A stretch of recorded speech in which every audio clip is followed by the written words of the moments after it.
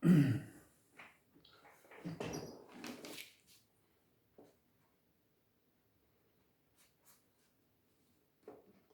días a todos.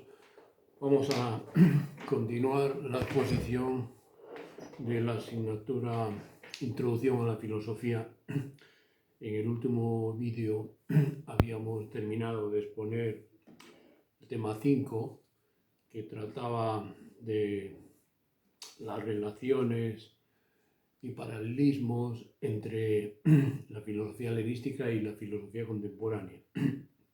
Decíamos en el último vídeo que íbamos a pasar a una segunda parte del programa que se llama el bloque temático 1, después de estos temas de introducción, que lleva por título Filosofía y Conocimiento. En este bloque temático trataremos de exponer los temas 6, 7, 8 y 9, intentando resumirlos lo más posible para dar cuenta de lo que sería una introducción, ¿no? a lo que decíamos que era la filosofía actual.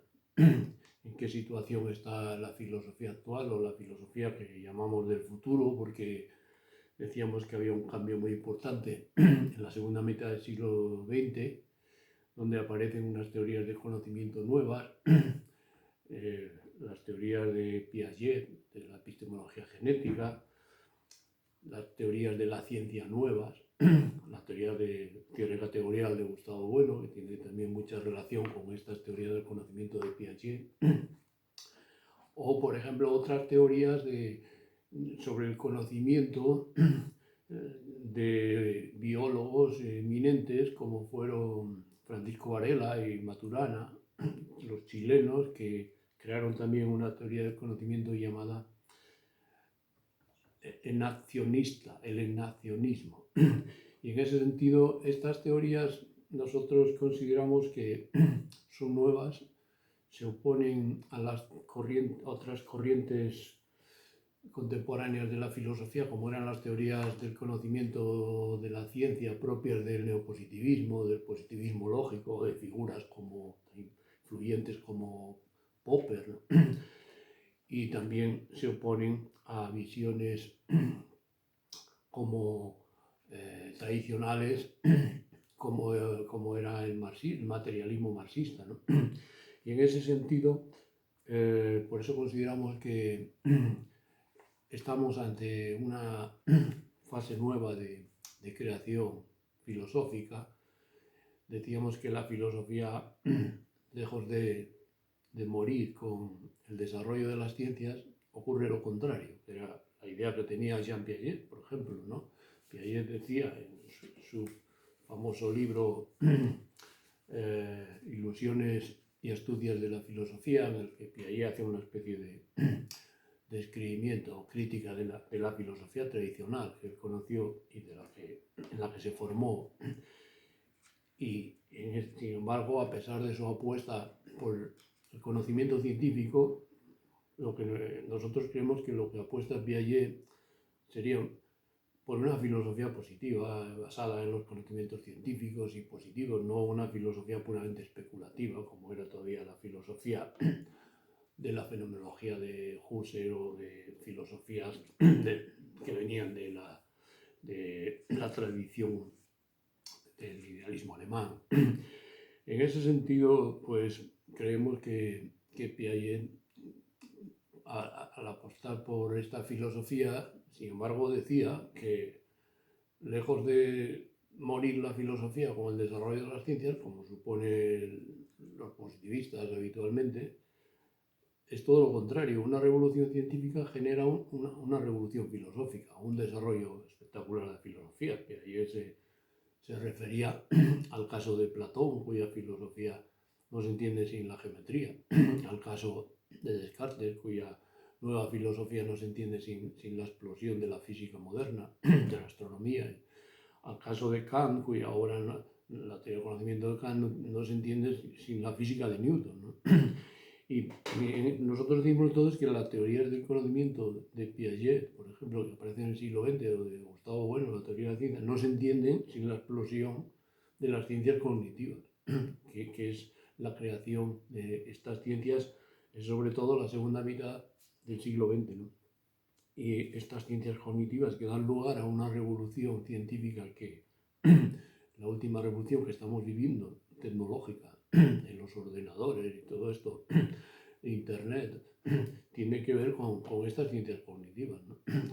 Con la aparición de la robótica, la, la aparición de los desarrollos de lógica matemática del siglo XX, el desarrollo de la neurología, el gran avance de la neurología con la aplicación de los escáneres y todo el estudio del cerebro, que arranca de científicos como Ramón y Cajal del siglo XIX, ¿no? Que empiezan a ver el cerebro como una red electroquímica y no tiene más misterio. No hay que buscar nada más que conexiones eléctricas y químicas por las neuronas. Todo esto es lo que da lugar a los avances actuales de la neurología. Y estas ciencias cognitivas pues, son muy útiles porque permiten replantear otra vez las bases del conocimiento, la explicación del conocimiento humano. En ese sentido, pues nosotros consideramos también que la filosofía contemporánea, a diferencia de la filosofía griega, es una filosofía cuyo punto de partida es la explicación del conocimiento. Es una filosofía crítica en el sentido de Kant, ¿no? De la misma manera que el mundo antiguo no era así, el mundo de la filosofía griega, la teoría del conocimiento, aunque los griegos desarrollaron algunas teorías del conocimiento, incluso los presocráticos o Aristóteles, sin embargo, no hay un tratado, por ejemplo, en Aristóteles sistemático sobre el conocimiento. Sí hay un tratado sistemático sobre la metafísica o la ontología. Por eso la ontología, la metafísica, fue la parte más importante de las reflexiones de la filosofía griega, ¿no? La pregunta por el ser, ¿no? Pero Kant, por ejemplo, supone que esa pregunta no la podemos responder adecuadamente, la responderemos de una forma metafísica, ilusoria, sin saber muy bien si están seguros de lo que estamos diciendo, si no respondemos primero a la pregunta qué es lo que podemos conocer. Y por eso Kant empieza su filosofía crítica por la crítica a la zampura, que es la respuesta a la pregunta, según Kant, de qué podemos saber, qué podemos conocer. Es la primera pregunta por donde empieza la filosofía crítica. La filosofía metafísica empieza por elevando los ojos al cielo y, como hacían los antiguos, viendo los astros, preguntaban qué es el ser, ¿no? ¿Qué es la materia? Esta es la pregunta metafísica. La pregunta de Kant empieza, y Descartes antes que Kant, porque Descartes, por ejemplo, en su obra Principios de Filosofía, Descartes empieza diciendo que hay que empezar la explicación de la filosofía por una reflexión sobre el conocimiento. Es decir, por la teoría del conocimiento, no por la metafísica o la ontología, ¿no? Este giro que se da en la filosofía europea es importantísimo, y por eso lo más interesante, esto lo reconocen historiadores de la filosofía como Goplerstone, por ejemplo, dice que lo más interesante de la filosofía contemporánea a partir de Kant son los problemas del conocimiento, de la ciencia, es el eje, la filosofía, donde arranca la reflexión filosófica moderna, europea, ¿no? Mientras que la mayor parte, lo más interesante de la filosofía griega es la reflexión sobre el ser, la metafísica. En ese sentido, por eso nosotros, una introducción a la filosofía, en la que expusimos ya en los primeros temas la pregunta la definición de la filosofía, que es la filosofía, todo esto lo pusimos después, explicamos la historia una visión de la historia de la filosofía, porque decimos que la filosofía, para entender la filosofía actual, es importantísimo conocer la historia de la filosofía y en líneas generales cómo se desarrolló el pensamiento filosófico, porque tiene un sentido, tiene un orden que nos lleva hasta la situación actual. Si no conocemos esto, pues descubriremos el Mediterráneo, pero no avanzaremos. Es decir, la historia de la filosofía es fundamental, ¿no? para entender la filosofía hoy. Por eso muchos científicos hoy que pretenden, se dan cuenta de la importancia de la filosofía, sin embargo, al no tener una formación de la historia de la filosofía, no conocen la obra de Kant, no conocen la obra de Aristóteles, en líneas generales. Entonces, claro, la filosofía que hacen es una filosofía completamente mediocre, ¿no? Por ignorancia, son unos ignorantes completos.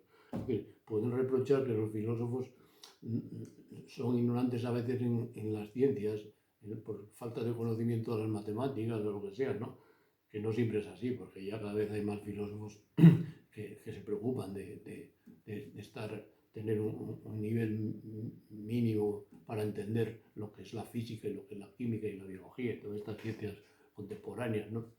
Y de hecho, Piaget, por ejemplo, insistía mucho en eso, ¿no? Que debían reformarse las facultades de filosofía que habían derivado a una formación puramente de letras, como se dice, cuando la filosofía no es de ciencias ni de letras. Entonces, alguien que quiera hablar de filosofía tiene que tener conocimientos, por supuesto, de letras, literatura, lo que sea, clásicos, ¿no? Pero también tiene de historia, pero tiene que tener conocimientos de ciencias, ¿no?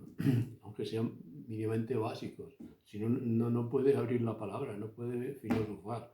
Y nosotros seguimos esta tradición, ¿no? Que en la escuela de Gustavo Bueno, aquí en Oviedo, pues se insistía también esto, ¿no? En la necesidad de un conocimiento, una formación científica también para dedicarse a la filosofía. Científica e histórica. Entonces ya vimos la formación histórica. Intentamos resumir la historia de la filosofía en los temas anteriores.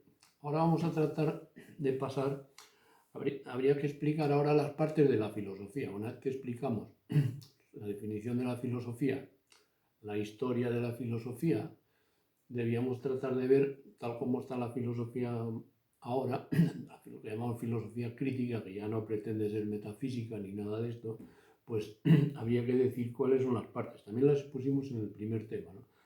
Las partes tradicionales que se distinguen en la filosofía son dos partes primeras o principales, que son la teoría del conocimiento y la ontología, o la gnoseología y la metafísica o ontología, como se quiera llamar, las denominaciones clásicas.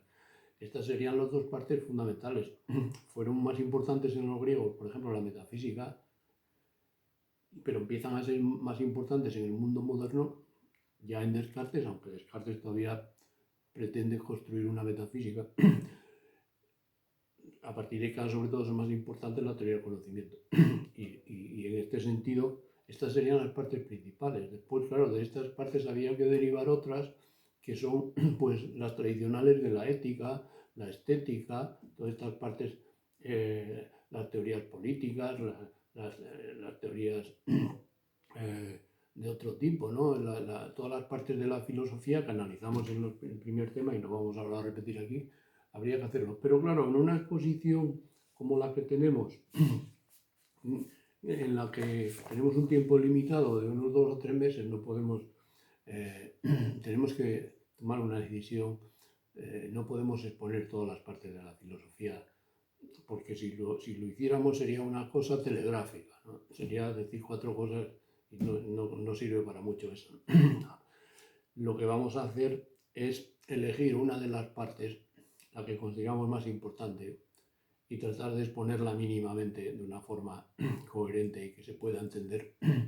Y por eso elegimos en esta parte del programa, que es el bloque temático 1, la filosofía y el conocimiento, ¿no? La explicación del conocimiento como la parte que creemos más fundamental, ¿no? Y en una introducción a la filosofía, que el alumno, si quiere conocer no solamente lo que fue la historia de la filosofía y tener una idea, como ya lo pusimos, sino también conocer un poco lo más avanzado de la filosofía actual, ¿no? La situación en la que está hoy la filosofía más avanzada. Pues creemos que la explicación del conocimiento que vamos a hacer puede ser una introducción interesante. Bien, estos temas, voy a dar unas referencias para que se pueda seguir estos temas, ¿no? El tema 6, por ejemplo, la filosofía y la reflexión sobre el conocimiento. Pues yo publiqué un libro que se llama Pensar con las manos. Este libro tiene una serie de artículos Y entonces aquí aparecen un artículo que puede resumir un poco este primer tema, que es el artículo Las aventuras de la razón pura a la razón manual, en la página 7 a 13 de este libro. Este artículo también está en mi blog. Si vais a la página web que yo os dije mía, pues ahí podéis buscar por el nombre del artículo, está publicado en el blog. El que lo quiera leer en papel, pues claro, yo publiqué esta edición en papel, pero claro, esto es más caro. En fin, el artículo se puede leer en el blog. Y hay otra serie de artículos también, además de este, para que le interese estos temas, porque yo aquí abro un tema, creo que es un tema clave en la segunda mitad del siglo XX, que es el tema de la racionalidad manual. La idea que nosotros vamos a sostener y que sostenemos hoy es que el origen de la razón humana, de la inteligencia humana, no está, como dicen ahora, en la mente, como en la cabeza o en el cerebro, ¿no? Ahora dicen el cerebro, Kant decía la mente, o el idealismo era la mente. Nosotros sabemos hoy, por investigaciones y avances de las ciencias cognitivas, que el origen de la racionalidad humana viene de un órgano tan humilde como las manos.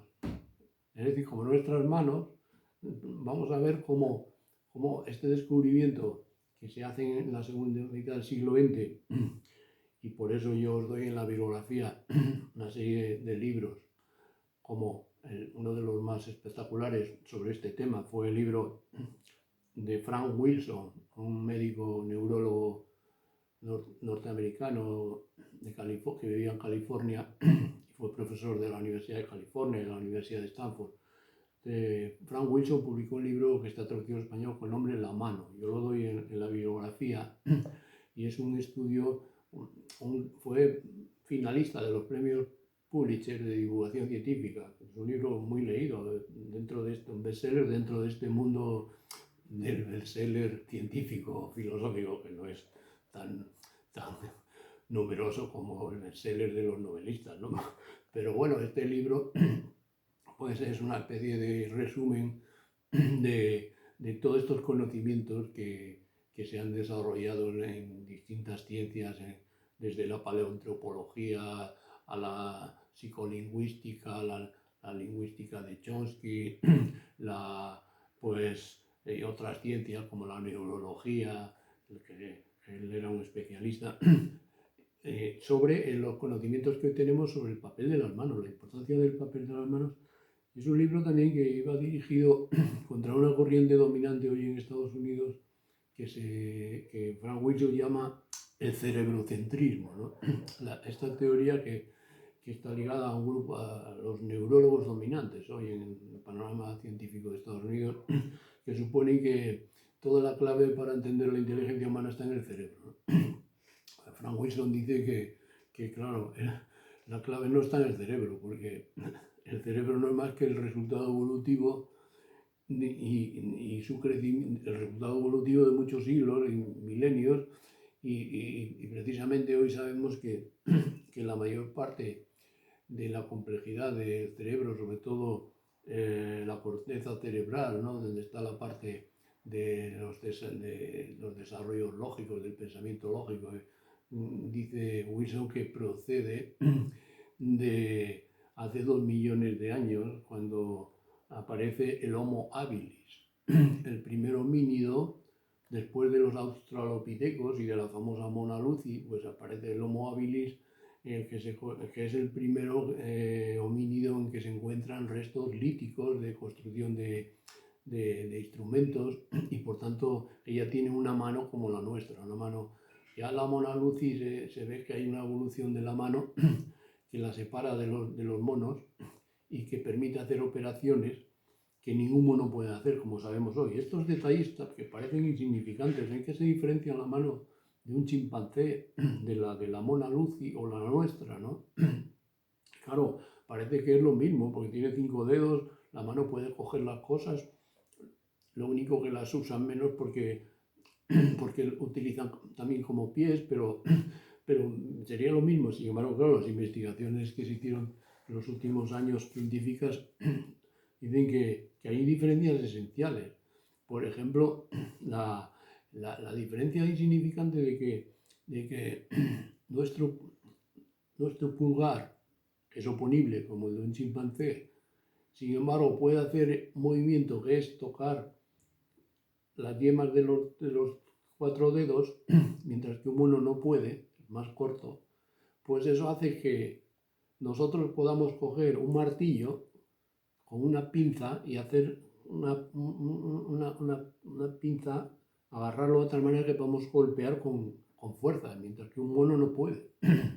Y otra serie de cosas, por ejemplo, un mono no puede hacer lo que hacía la mona Lucy, ¿no? Que, la famosa mona Lucy, que encontraréis muchos documentales por ahí, que se descubrió en Etiopía los restos óseos, sobre todo de las manos y de la parte, de esta parte de las articulaciones. Se vio que por lo que estudian los anatomistas, pues esta mona podía coger una pelota, una piedra, con una presión en pinza de 3 dedos, como hace un pitcher de béisbol.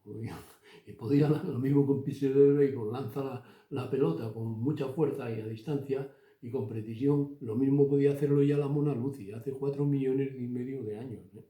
Y en ese sentido empieza ahí la utilización de las piedras como proyectiles. El primer arma que nos empezó a diferenciarlas de otras especies animales, ¿no? Y sin embargo ya en el Homo habilis esta habilidad de la mano hace que pueda construir pues instrumentos, hachas, armas. Por eso se descubre la industria lítica. Y también se descubre lo más importante, que es que el cerebro del Homo habilis pega un salto de 300 o 200 o 300 centímetros cúbicos, es la capacidad craneal de un chimpancé, pues a 700, 800 centímetros cúbicos, ¿no? Que después saltará todavía a los 2500 del Homo sapiens, ¿no? Entonces lo que explican los Wilson y estos antropólogos evolutivos, siguiendo las teorías de la evolución de Darwin, es que el aumento cerebral se produjo por la utilización de las manos, que necesitan, como el cerebro, como si fuera un ordenador, necesita pues sistemas operativos, ir aumentando zonas de la corteza cerebral para controlar los movimientos de las manos, que cada vez son más complicados, ¿no? Como es, por ejemplo, tallar un hacha, que un mono no puede tallar un hacha de siles, no tiene la prensión de los dedos, anatómicamente no puede. No solamente tallar un hacha, sino después, por ejemplo, hacer un alfiler y coserla. Esto requiere una precisión y unos movimientos que el cerebro tiene por eso aumenta la capacidad cerebral, ¿no? Entonces, en ese sentido, estos descubrimientos llevan a Wilson a decir, contra toda esta neurología del cerebrocentrismo, de que el cerebro a su vez tiene su evolución, ¿no? Tiene una evolución, fue aumentando, y un episodio fundamental, además de otros, como puede ser la alimentación, los cambios de alimentación, lo que sea, tiene que ver con la postura bípeda que se produce, que ya decía Darwin, y la utilización de las manos, y sobre todo de unas manos muy diferentes de las del resto de los monos. Es la mano humana. Y en ese sentido, por eso nosotros hoy podemos decir que el origen de la inteligencia del propio cerebro hay que remontarla a las manos y a la capacidad manipulativa y operativa que da este nuevo órgano, que hoy nos parece tan humilde, pero que fue fundamental en toda nuestra evolución y la separación de los animales. El desarrollo de la técnica, por ejemplo, tiene que ver con las manos, con una mano muy evolucionada, ¿no? Y en este sentido, esto nos lleva a cambiar el punto de vista tradicional y a crear unas bases nuevas para una teoría del conocimiento nueva, filosófica. Porque aquí ocurre, como decía ya Ortega, ¿no? Que es curioso comprobar cómo la ciencia avanza continuamente. Sin embargo, la filosofía parece que cada cierto tiempo los filósofos vuelven otra vez a empezar, ¿no? Entonces, el que es un escándalo, para Ortega no era ningún escándalo. La filosofía tiene que volver a empezar, es decir, avanza retrocediendo, digamos, porque lo que tiene que hacer el filósofo, dice Ortega, es cuando aparecen conocimientos nuevos que ponen en cuestión los fundamentos filosóficos establecidos antes, hay que volver a remover esos fundamentos y buscar otros más profundos, ¿no? Hay que ir hacia atrás. En este sentido, yo creo que es una situación en la que estamos ahora, ¿no? Las ciencias cognitivas, todos estos nuevos conocimientos, nos llevan a plantear otra vez la pregunta por el conocimiento que estaba mal respondida desde Kant.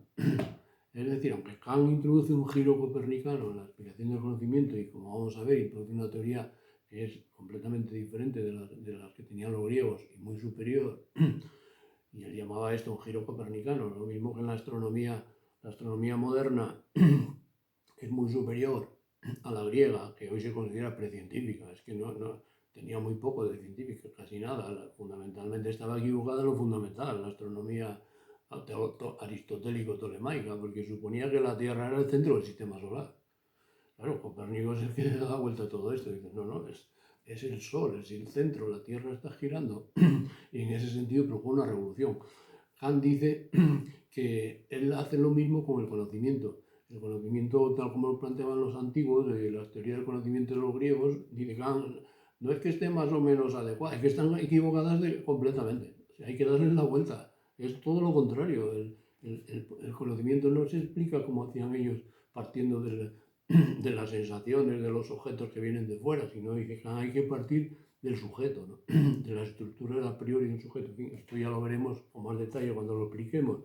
Entonces eso plantea una innovación, una revisión, una filosofía nueva, es lo que está planteando esto.